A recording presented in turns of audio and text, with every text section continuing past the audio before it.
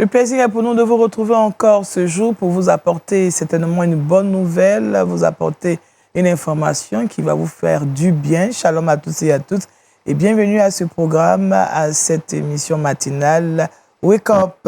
Aujourd'hui, nous avons avec nous le pasteur Kwadio Simon. Shalom, pasteur, ça fait un moment. Daniel, oui. Maintenant que vous êtes là, c'est sûr que vous avez de bonnes nouvelles pour nous. Oui, bien sûr. Qu'est-ce qu'on va voir aujourd'hui? Ce matin, on va parler des avertissements que nous recevons et que souvent nous négligeons. De qui les avertissements de Dieu?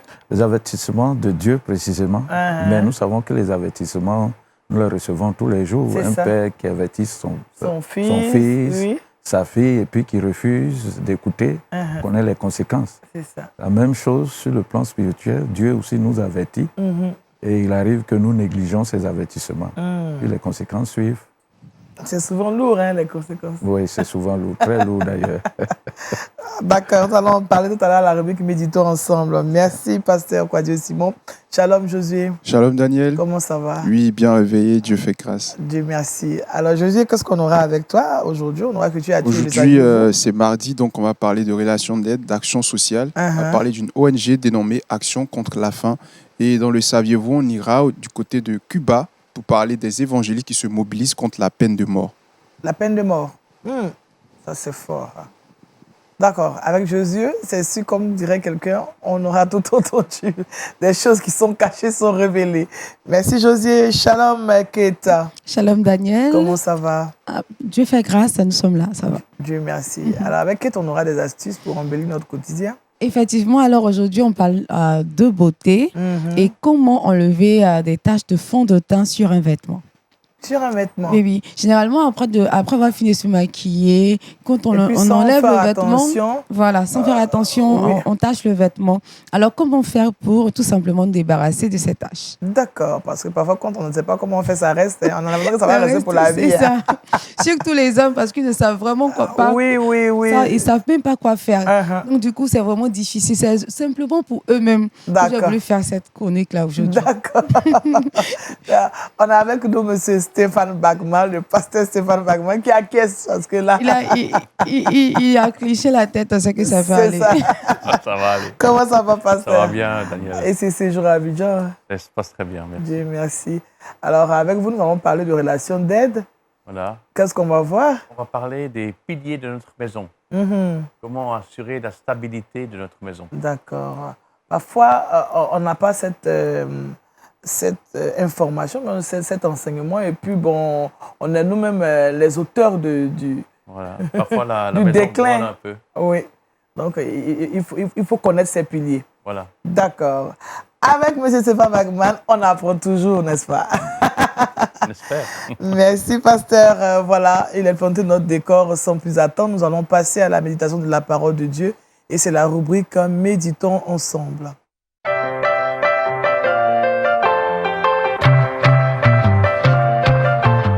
Ne négligez pas les avertissements, c'est le thème de notre méditation avec le pasteur Kwadio Simon. Le texte d'appui, Genèse chapitre 19, les versets 14 à 26. Pasteur, vous avez toute la place. Ok, nous allons lire seulement un seul verset. Je demande qu'on lise à la maison, du verset 14 au verset 26 de Genèse 19.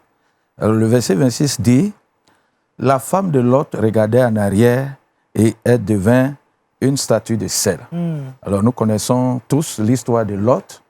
Lot qui vivait dans une localité appelée Sodome, Gomorrhe. Et nous savons que dans cette localité, les habitants vivaient très mal. Les habitants offensaient chaque jour l'Éternel des armées. Ils sont allés jusqu'à pratiquer l'homosexualité. Et Dieu a décidé de détruire cette localité. Et donc, il a envoyé 2 anges qui sont arrivés là-bas une nuit. Et les 2 anges ont été reçus par Lot. Alors, pendant que Lot recevait les 2 anges, les habitants de la localité sont venus pour demander à Lot de faire sortir ces 2 anges pour qu'ils puissent abuser d'eux. Alors Lot a refusé et ils ont voulu forcer. Et pendant qu'ils forçaient, l'ange ou les anges qui étaient là les ont frappés d'aveuglement. Et ils ont demandé à Lot s'il avait, en dehors de sa femme, d'autres personnes avec qui il vivait pour sortir de la localité parce que la ville serait détruite. Oui. Alors Lot a parlé à ses gendres, mais qui ont refusé, qui ne croyaient pas qu'une telle chose pouvait arriver, que la ville soit détruite. Alors, les anges, vers le petit matin, ont demandé à Lot de fuir, de sortir rapidement parce que le feu descendrait du ciel pour consumer la localité. Ils ont donné un avertissement à Lot, sa femme et ses enfants, en leur disant que pendant que vous êtes en train de sortir, ne regardez pas en arrière. C'est l'avertissement qui a été donné pour ne pas être aussi frappé par la malédiction. Et Lot a plaidé parce que la distance qu'il lui a donnée était tellement longue. Il dit non, que permet que nous puissions nous réfugier dans le petit village qui se trouve à côté. Et l'ange a permis effectivement qu'ils y rentrent et il a dit à cause de vous, le petit village ne sera pas détruit. Alors pendant qu'ils y allaient, ils ont entendu le feu qui est descendu du ciel pour consumer toute la localité. Et en ce moment précis, Lot, la femme de Lot, a regardé en arrière. Et la Bible nous dit qu'elle est devenue une statue de sel. Pourquoi Lot est devenue une statue de sel? Parce qu'elle n'a pas pu... Sa femme, Madame Lot. Pardon, la femme de Lot est devenue une statue de sel. Tout simplement parce qu'elle a négligé les avertissements que les anges lui ont donnés de ne pas regarder en arrière. S'il regardait en arrière, des choses graves allaient leur arriver. Malheureusement, Lot n'a pas pris, la femme de Lot n'a pas pris au sérieux les avertissements qui ont été donnés. Et donc, nous constatons que les avertissements, nous les recevons tous les jours dans notre vie. À la maison, nos parents nous parlent, à l'école, nos professeurs nous avertissent. Et chaque fois que nous ne prenons pas les avertissements au sérieux, des choses graves peuvent nous arriver. Il y a des gens qui n'ont pas pu réussir dans leurs études parce qu'ils n'ont pas suivi les avertissements qui ont été donnés. Il y a aussi beaucoup de situations compliquées que les gens ont dans leur vie, tout simplement parce qu'ils n'ont pas écouté un avertissement qui leur avait été donné. Alors, qu'est-ce qui a bien poussé la femme de Lot à négliger ces avertissements? Parce qu'il faut bien se poser la question. Alors, nous pouvons dire, c'est vrai que ce n'est pas explicitement dit dans le texte, mais nous pouvons dire que la femme de Lot est têtue. Femme. Oui, elle est têtue. Elle veut voir, elle veut tout voir. Voilà, il y a des gens qu'on leur parle, ne veulent pas écouter. Il y a des gens, tant qu'ils n'ont pas vu. Et puis, on leur dit non, ça va arriver. On dit, oh, ça ne va pas arriver. Pourquoi ça va arriver? On insiste, mais ils ne veulent rien écouter. Ils restent dans leur, je ne sais pas, entêtement. Et puis, la situation, après, ce sont les regrets. Abigail, on dit, quand tu dis, c'est que tu as vu. C'est que tu as vu. Peut-être qu'elle voulait voir, c'est pourquoi cela lui est arrivé. Ensuite, on pouvait dire aussi qu'elle est incrédule. Oui. Elle est incrédule parce qu'elle a bien vu des signes. Les signes de la puissance de Dieu. Donc, ce que l'ange a dit, elle aurait pu comprendre que ça allait forcément arriver. D'abord, quand les deux anges sont arrivés dans leur maison et que les habitants voulaient forcer, qu'est-ce qui s'est passé? Il y a eu un miracle là. Oui, puisqu'ils ont été frappés d'aveuglement. Ils ont été frappés d'aveuglement. Donc, la femme de Lot a bien vu le miracle qui s'était produit. Donc, elle aurait pu prendre ces avertissements au sérieux pour dire, ces gens-là, ils ne sont pas des menteurs, ils ne sont pas venus s'amuser, ce qu'ils disent, c'est la vérité. Ça. Mais elle était incrédule. Troisième chose qui a pu certainement arriver à Lot, c'est peut-être parce que tout ce qu'elle allait laisser derrière là-bas, c'est toute une vie. Une maison, une voiture, maison meublée, tout cela, ses amis. Vous savez, les femmes ont des amis avec qui elles s'asseyent pour faire les commérages. Voilà. Certainement, elle était une... Comme on dit chez nous, une actuelle chouette. Voilà, une actuelle chouette. Donc, ses camarades qu'elle allait laisser derrière. Comment elle allait s'affairer? Comment elle allait s'affairer? Parce que c'était généralement Vous savez, souvent, on ne cause pas trop avec son mari, ses enfants. Mais là, elle laissait tout derrière elle. Et avec qui j'ai parlé, comment je vais expliquer ça? Fallait voir aussi. Fallait voir pour mieux expliquer. J'ai vu. Elle était attachée au monde, au plaisir du monde. Et cela l'a amenée à négliger les avertissements qui lui ont été donnés. Et elle est devenue une statue de sel, malheureusement. Oui. Je voudrais dire à chacun de nous que aujourd'hui encore, Dieu nous avertit d'une manière ou d'une autre. À travers la parole de Dieu, à travers les serviteurs de Dieu. Quand nous lisons, nous voyons clairement ce qui est écrit. Dieu nous avertit que si nous faisons ceci, nous faisons cela, telle chose peut nous arriver. Si nous négligeons la parole de Dieu, telle chose peut nous arriver. Dieu également nous avertit au travers des pasteurs. Oui. Dans la prédication, les pasteurs nous parlent, les pasteurs nous révèlent les avertissements du Seigneur. Mais est-ce que nous écoutons? Est-ce que nous prenons ces avertissements au sérieux?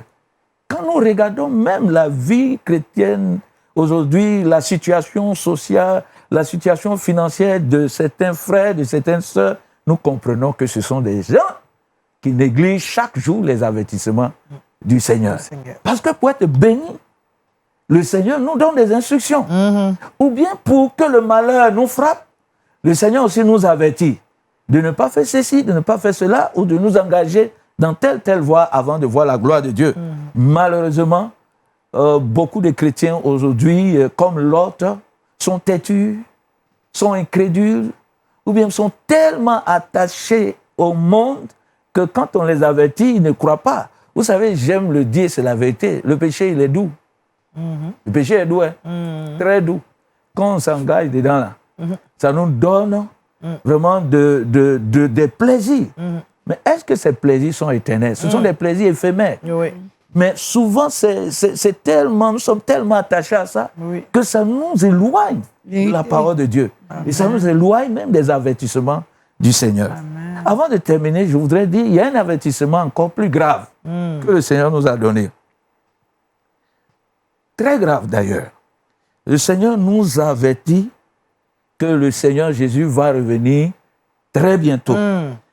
Très, très bientôt. Et avant de partir, il nous a donné, Jésus, avant de partir, nous a donné les signes qui allaient précéder son retour. Il nous a donné des avertissements clairs que nous devons nous préparer. Que chacun de nous doit tout faire pour que ce jour-là ne le surprenne pas. Il a dit que ce qui allait précéder son retour, nous allons voir des faux prophètes, des faux Christ. Vous savez l'actualité aujourd'hui. Nous avons un Jésus qui est dans le pays. Là-bas, ouais. Moi-même, je ne comprends pas pourquoi. Bon, on a mis en prison ça. Je ne sais pas. Peut-être qu'il a fait quelque chose. Mais si c'est parce qu'il dit qu'il est Christ qu'on l'a mis en prison, je veux qu'on le laisse. Parce que la Bible nous a dit qu'il y aura des faux Christ. Il y a des gens qui viendront, se feront passer pour des Christ. Quand nous regardons cela, nous savons que la fin des temps est proche. Également, dans ces derniers temps, dans l'actualité, il y a la guerre entre la Russie et l'Ukraine. Chacun va avec sa spéculation. Non, l'Ukraine a raison. Non, la Russie a raison. Chacun en train de développer vraiment des idéaux. Mais j'ai dit, chers frères et sœurs, ce qui arrive en Russie et en Ukraine, c'est les signes des derniers temps. La Bible nous a dit que dans les derniers temps, une nation s'élèvera contre une autre nation. Ce sont les avertissements. Et ces avertissements nous disent que Jésus revient bientôt. Et Jésus a dit, quand le Fils de l'homme viendra ou reviendra, trouvera-t-il la foi sur la terre? Trouvera-t-il des hommes, des femmes, des enfants de Dieu en train de prêcher la saine doctrine, en train de conformer leur vie à la parole de Dieu? Et la Bible dit que ce jour-là, il aura des pleurs et des grincements de dents. Des si je savais. C'est pourquoi, chers frères et sœurs, je veux vous exhorter ce matin. Ne négligeons pas les avertissements, surtout ceux qui viennent de l'Éternel, ceux qui viennent de la parole de Dieu, pour que la grâce et la faveur de Dieu reposent sur nos vies. Amen. Merci, pasteur Quadieux Simon, qui nous a rappelé de ne pas négliger les avertissements On a eu pour test d'appui Genèse chapitre 19, versets 14 à 26. Alors, pasteur, c'est vrai qu'aujourd'hui, nous sommes tous avertis de la venue de Jésus. La Bible même nous avertit sur certaines situations, certains comportements que nous avons, comportements de tous les jours qui peuvent nous conduire à la mort, etc. Ouais. Mais c'est vrai que nous sommes avertis, hein, mais comment est-ce que le péché peut prendre tellement le dessus au point où nous ne voyons pas la pertinence de l'avertissement? Comment est-ce qu'on peut expliquer ça? Bon, c'est ce que j'ai dit. D'abord, on trouve que le péché, il est doux. On veut la bénédiction dans l'immédiat, et puis prospérer, réussir. Ça fait qu'on s'éloigne au fur et à mesure que nous courons derrière la gloire humaine, derrière les bénédictions de cette terre. On s'éloigne au fur et à mesure de la parole de Dieu. Quand nous sommes attachés au plaisir du monde, la Bible nous dit que celui qui aime le monde n'est pas digne de lui. Mais vous voyez, tout est séduisant aujourd'hui. Tout est attire aujourd'hui le monde. Ça fait que nous sommes tellement focalisés sur ces choses que nous oublions les avertissements et que nous croyons même que Jésus-Christ ne va pas revenir. Mais c'est dangereux. Oui. Et donc, je pense que ce sont ces choses-là, vouloir coûte que coûte réussir, vouloir vraiment avoir tout aujourd'hui, chercher les plaisirs du monde, ce sont ces choses-là qui, malheureusement, nous éloignent de Dieu et nous fait ignorer les avertissements du Seigneur. Alors, que devons-nous faire alors? Ce que nous devons faire, c'est quoi? C'est que nous devons faire très attention. Nous devons revenir sur ces avertissements, les méditer chaque jour, les garder devant nous pour que nous soyons chaque jour conscients que nous devons faire attention, que nous devons garder la foi, parce que quand Christ viendra, il viendra chercher ceux qui ont gardé la foi. Et nous serons jugés. Chacun rendra compte à Dieu pour lui-même. Et donc, quand nous sommes focalisés, nous sommes conscients chaque jour de cette réalité, c'est sûr que nous allons faire attention à notre façon de vivre, à notre façon de marcher. Alléluia. Merci, pasteur Kwadwo Simon. Nous allons prier. Père, nous voulons te rendre grâce. Nous voulons te bénir. Nous constatons que ces derniers temps, l'Église, les enfants de Dieu, négligent les avertissements que tu nous as donnés à cause du fait qu'ils sont têtus, à cause du fait que, Seigneur, ils sont incrédules, ou encore parce qu'ils sont attachés au plaisir de ce monde. Seigneur, nous voulons que, Seigneur, tu te manifestes dans les cœurs pour ramener tes enfants à la sainte doctrine, pour que tes enfants, désormais, puissent faire attention, puissent marcher selon tes principes, tes préceptes, puissent faire attention aux avertissements que tu nous as donnés. Papa, s'il te plaît, fais-le. Regarde combien d'enfants de Dieu aujourd'hui sont loin de toi, sont éloignés de toi. Ils risquent d'être surpris par le retour de Christ. Il y en a même qui souffrent dans leur vie, dans leur foyer, dans leurs affaires, dans leurs activités, tout simplement parce qu'ils ont négligé la parole de Dieu. Ils ont négligé les avertissements du Seigneur. Et ils sont rentrés dans des situations compliquées. Je prie que ta main qui restaure leur vie. Et que, Seigneur, à partir de maintenant, aucun de tes enfants ne néglige les avertissements que tu nous donnes. Nous avons prié au nom de Jésus-Christ de Nazareth. Amen. Amen. Amen. Merci, pasteur Kwadwo Simon. Je rappelle le thème, ne négligeons pas les avertissements. Et le test d'appui, Genèse 19, versets 14 à 26, que vous pouvez lire chez vous. Aujourd'hui, nous avons pu lire seulement le verset 26. Donc, vous pouvez lire du 14 au 26 pour que vous puissiez comprendre. Vous pouvez même lire tout le chapitre. Tout le chapitre 14. 19. 19, voilà. Pardon, parce que ça explique tout. On peut bien comprendre le contexte. D'accord. Merci, pasteur. Merci. Nous allons retrouver José Dioba et ses Culture Actu.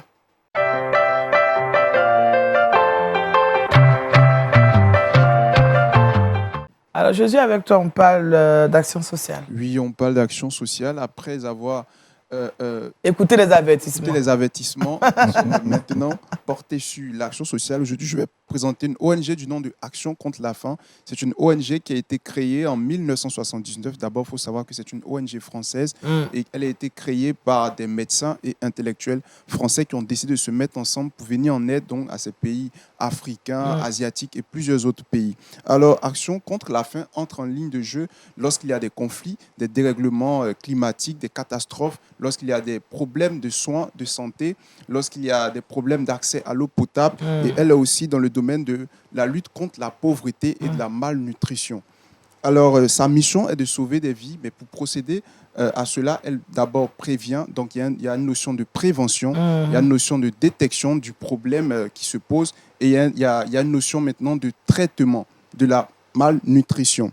Alors aujourd'hui, Action contre la faim est un acte majeur de la lutte contre la faim parce qu'elle est présente dans 50 pays, en l'occurrence la Côte d'Ivoire, le Burkina Faso, le Niger et d'autres pays limitrophes qui sont proches de nous.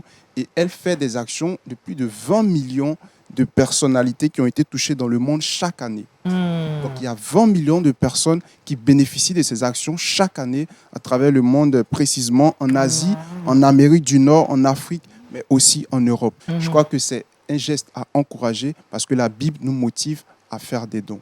Donc voilà un peu ce qu'on retient d'Action contre la faim. Action contre la faim. Merci Josué. Je pense que nous prions que ce genre de structures se multiplient encore sur la planète. Oui, effectivement. Pour pouvoir aider tous ceux qui sont dans la faim, malades, qui ont besoin vraiment de soins. C'est ça. OK. Merci Josué, qu'on va retrouver tout à l'heure pour la rubrique « Le saviez-vous ».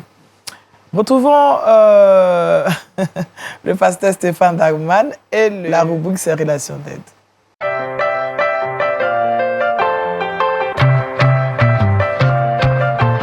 Les piliers de notre maison. C'est de ça qu'il va s'agir dans cette rubrique. Alors, pasteur, nous vous écoutons. Voilà donc les piliers de notre maison, développer la stabilité de notre maison. Il y a bien des millénaires au bord du lac de Neuchâtel qui est, pour la petite histoire, le plus grand lac de Suisse. C'est au bord de ce lac que j'ai eu le privilège de passer mon enfance.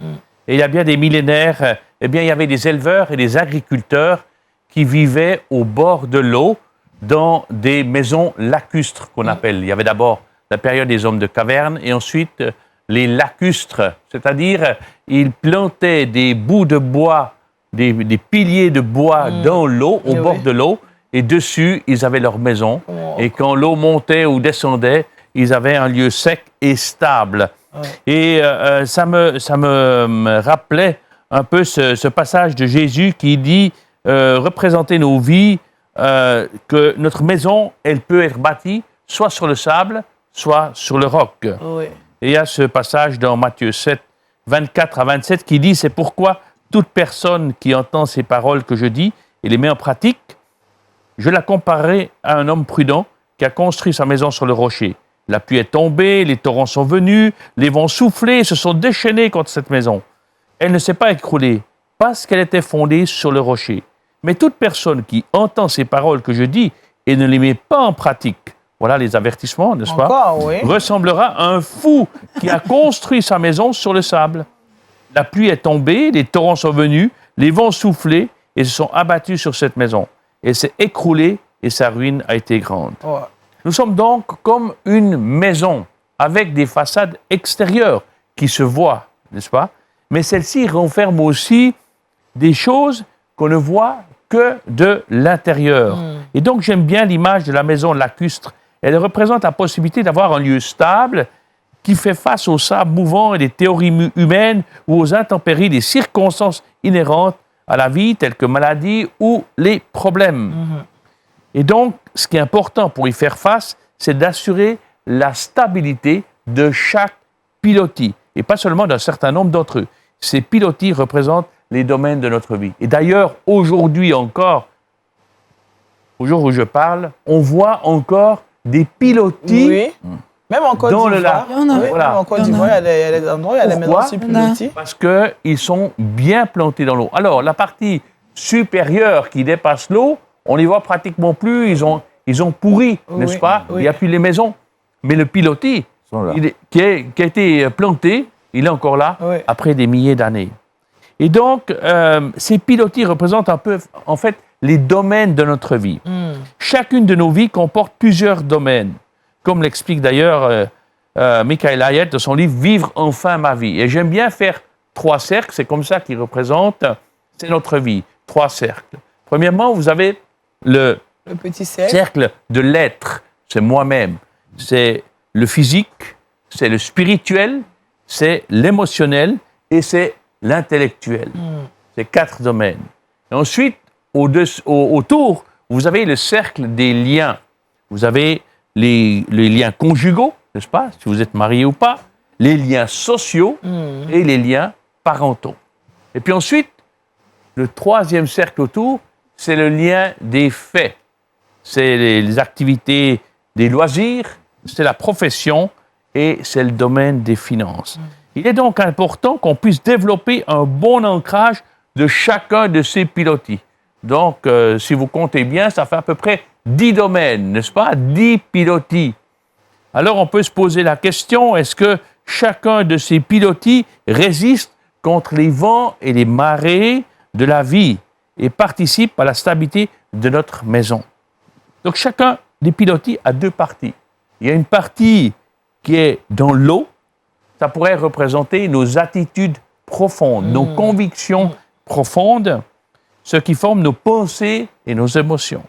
Et puis, il y a la partie visible qui pourrait représenter notre comportement dans chacun de ces domaines. Peut-être, par exemple, sur les finances, on est convaincu qu'il ne faut pas avoir de dettes. Ouais. Mais notre comportement montre que, en fait, on vit avec des dettes. Donc, c'est là où ça ne colle pas, n'est-ce pas?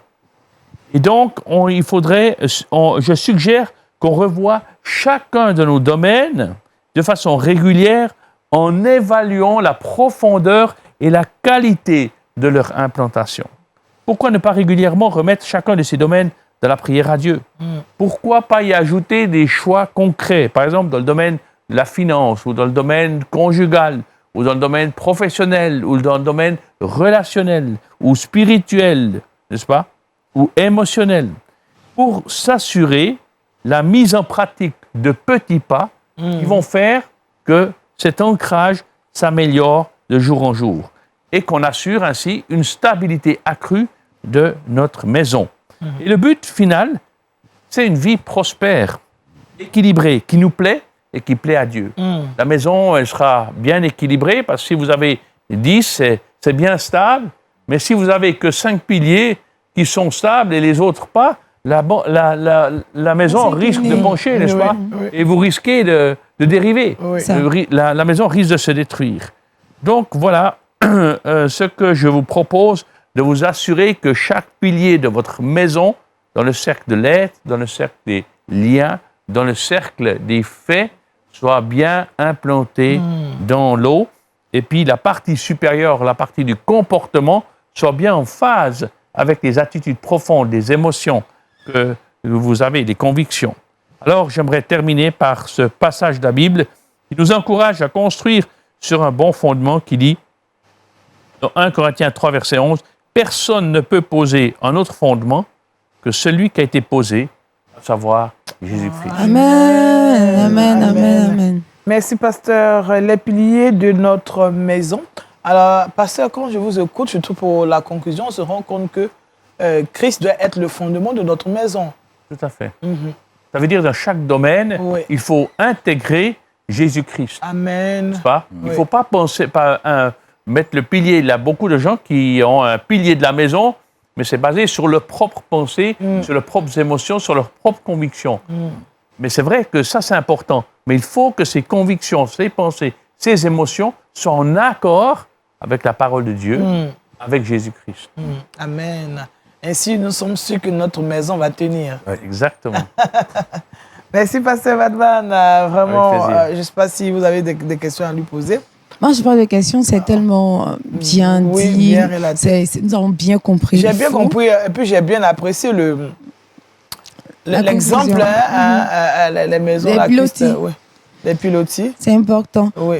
Généralement, il y a des personnes qui, intérieurement, ont des souffrances, mais qui sont comme ces pilotis-là, qui ne sont pas comme ces pilotis, je vais dire ainsi, parce qu'intérieurement, dans le fond, il y a des souffrances, mais quand on regarde la maison, on a l'impression que tout va bien, sourit.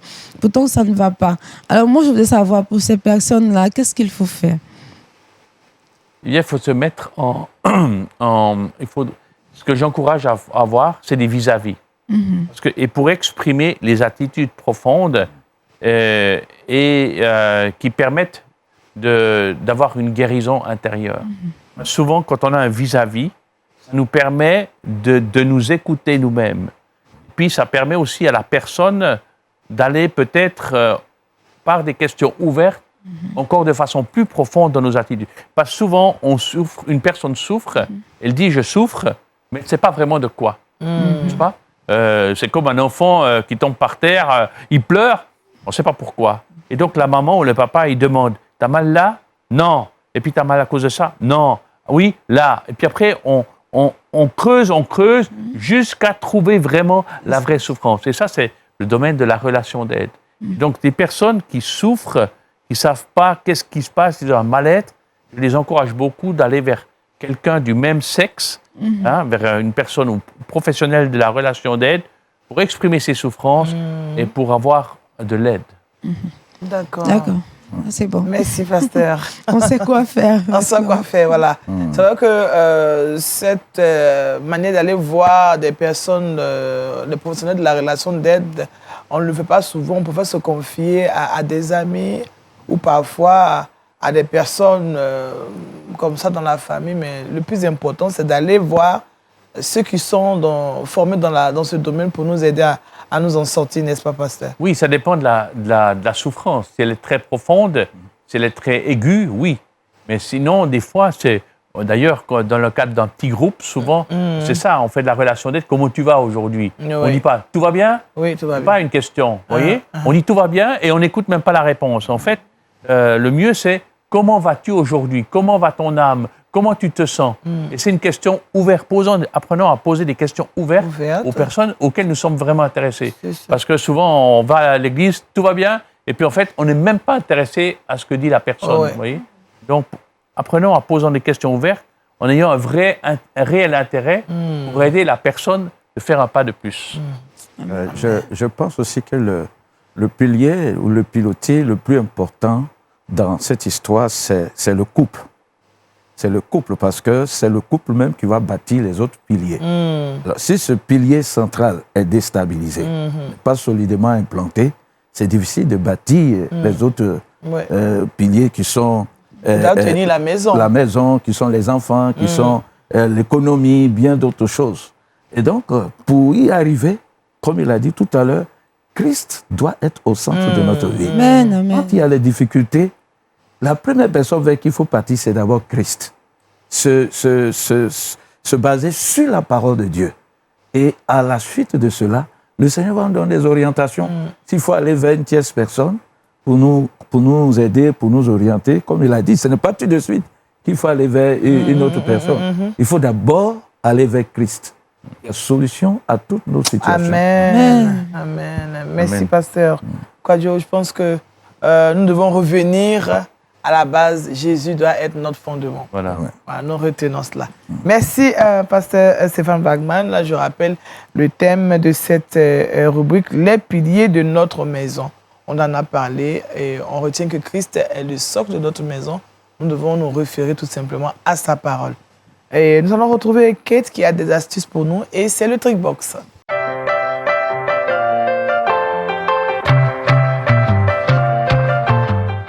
Avec Kate, on a des astuces pour savoir comment enlever le fond de teint sur nos vêtements. Sur nos vêtements, tout simplement. Alors, j'ai 3 astuces très simples pour tout le monde, surtout que pour les hommes qui nous regardent présentement, ça sera difficile d'utiliser des astuces assez compliquées. Donc, des astuces simples pour tout le monde. Premièrement, prenez un stylo et un bloc-notes pour noter le vinaigre blanc. Le vinaigre blanc. Le vinaigre blanc. Alors, si une tache de fond de teint s'est incrustée sur votre vêtement, utilisez un chiffon humidifié de vinaigre blanc pour tout simplement nettoyer la tache. Donc, vous tamponnez, après vous frottez et vous rincez. D'accord. Tout simplement sur votre vêtement. Et ça revient à tout propre. Il n'y a plus de taches. Plus de taches. Ok. Simplement. Le pasteur sourit. Je voulais demander est-ce que tous les teints de fond sont les mêmes? C'est les fonds de teint. Tous les fonds de teint. Tous les fonds de teint. Est-ce qu'ils sont les mêmes? Parce qu'il y en a peut-être qui sont indélébiles, on ne peut pas enlever. Tout peut être enlevé. Il y en a qui sont faits, qui sont un peu plus gras. Il y en a qui sont un peu plus gras, mais je pense que on peut quand même enlever. J'ai 3 astuces. Donc, pour chaque type de fond de teint, il y a de l'astuce. Alors, deuxièmement, la glycérine. La glycérine, ça c'est pour ceux qui sont les fonds de teint gras. Voilà, les fonds de teint gras. Alors, mettez une bonne quantité de glycérine sur la tache et vous laissez agir 15 minutes. Donc, après les 15 minutes, vous pouvez rincer votre vêtement à l'eau chaude. Donc, voilà, puisque c'est gras, il faut utiliser l'eau chaude pour pouvoir faire passer le fond de teint. Et puis, pour terminer, l'eau savonneuse pour les vêtements en tissu, comment je dis, en cuir. Donc, si vous avez un vêtement, aucune veste, et que votre veste a été tachée par un fond de teint, utilisez tout simplement de l'eau savonneuse pour enlever la tache. Donc, vous prenez juste de l'eau savonneuse sur votre vêtement, vous frottez délicatement et vous rincez, c'est tout. D'accord. Voilà. Donc, il nous faut premièrement du vinaigre blanc. Du vinaigre blanc. On peut tamponner tout simplement. Pour les fonds de teint qui ne sont pas très gras, vous pouvez utiliser le vinaigre blanc. Alors, si ce sont des fonds de teint gras, vous utilisez la glycérine. Et si c'est un vêtement en cuir, vous utilisez l'eau savonneuse. L'eau savonneuse et ça passe. Et ça passe. D'accord. Merci Kate, je pense qu'on a pris bonne note. Le pasteur t'a écouté, hein, il va partir, peut-être qu'il va utiliser. Il va utiliser sur ses jambes. Pour nettoyer ses vêtements. Merci Kate pour ces informations. On va retrouver José Dioba pour la rubrique Le saviez-vous?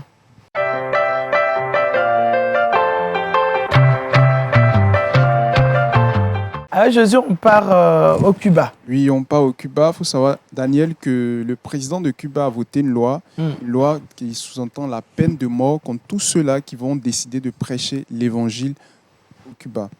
Alors, 20 évangélistes... J'étais en train de lui poser laquelle problème avec les évangélistes. C'est compliqué. Donc, au vu de cela, les évangélistes se sont mobilisés pour eux aussi adresser une lettre s'opposant à ce code pénal. Voilà, donc le journaliste de confession évangélique Yoé Suarez a affirmé ceci, que la peine de mort constitue pour les autorités une méthode dissuasive, mais surtout une arme ultime du pouvoir socialiste contre ceux qui se rebellent. En fait, c'est une loi pour empêcher les gens de pouvoir prêcher l'évangile, parce que toutes ces personnes-là seront donc soumises à cette peine de mort. Donc l'État, en d'autres termes, veut utiliser cette nouvelle loi-là pour emmener les gens à ne plus prêcher dans la rue. Alors, mais si on veut évangéliser, qu'est-ce qu'on fait? On va utiliser d'autres astuces, méthodes. Mais on ne peut pas empêcher les enfants de Dieu de manifester leur foi.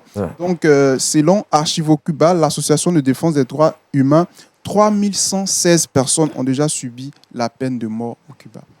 C'est une persécution. C'est vraiment une persécution pour les chrétiens au Cuba. Donc, il faut vraiment intercéder en faveur d'eux. 3116 personnes déjà ont déjà subi cette peine de mort. Ça aussi, c'est un avertissement. Le Seigneur a dit, c'est vrai, c'est malheureux de voir cela. Il faut toujours combattre, chercher à revoir à travers les moyens qui sont là, comment on appelle, la législation, etc. Mais en même temps, nous, chrétiens, nous, enfants de Dieu, nous ne devons pas être surpris. Parce que ça aussi, c'est des signes des derniers temps. Que nous serons persécutés. Nous serons persécutés. Donc, quand nous voyons cela, nous devons fléchir genoux davantage pour que notre vie, non seulement puisse être conforme à la parole de Dieu, mais prier pour que ces gouvernants aussi puissent connaître le Seigneur. Et si les autorités connaissent le Seigneur, je pense qu'on pourra facilement proclamer l'Évangile. Alors, parce que Stéphane Wagman, je sais que vous aussi, vous avez ce genre d'informations, de nouvelles. Oui, c'est terrible. Il faut prier, intercéder. Prions vraiment pour les peuples qui sont persécutés, les frères et ceux qui sont persécutés. Pour seulement annoncer la parole de Dieu, on doit passer par la peine de mort. Et aujourd'hui, un peu comme si la mort, c'est une façon de se débarrasser. Mais moi, ce que j'aime dans la parole de Dieu, c'est que la parole de Dieu nous dit, comme Paul l'a dit, la mort met un gain. Alléluia. Donc, avec déjà cette parole, celui qui doit prêcher, prêche, et puis bon, la mort devient un gain pour cette personne. C'est vrai. On voit la foi. Oui, c'est un niveau de foi. Le pasteur l'a dit, est-ce que Jésus viendra trouver la foi sur la terre? Ça, c'est pour empêcher justement qu'on développe la foi. Mais on a la foi. On a la foi. On a la foi nécessairement. Merci. Alors, que nous donne le verset boussole avant de partir? Effectivement, Genèse 19, 26. La femme de Lot regarda en arrière et elle devint une statue de sel. Amen. Amen. Merci au pasteur Kwadio Simon qui nous a exhortés à ne pas négliger les avertissements de Dieu. On a eu pour test d'appui Genèse chapitre 19, versets 14 à 26. Merci aussi au pasteur Stéphane Wagman qui nous a permis de savoir qu'il y a des piliers pour pouvoir tenir notre maison. On a parlé des piliers de notre maison. Merci pasteur. Il nous a aussi dit que Jésus reste le pilier de tous les compartiments de nos maisons. N'est-ce pas? Je sais que j'ai bien compris. Voilà, merci pasteur. Merci aussi à Kate pour ces astuces pour nous aider à enlever les fonds de teint qui tachent nos vêtements. Parce que là, quand on finit ici, ça se croise. Je sais que tu as dû voir un peu comment on se débat. J'ai vu des invités, je sais que tous les hommes se débattent. Oui, comment on se débat pour enlever le fond de teint sur nos vêtements. Il faut une astuce. Je pense qu'on a une astuce là qui va nous aider. Merci à Josué pour que tu as tué, le saviez-vous. Vous également, je vous remercie de nous avoir suivis. Demain, vous serez avec Aniel Conan. Moi, je vous donne rendez-vous jeudi. Merci à la régie qui nous a permis d'être chez vous.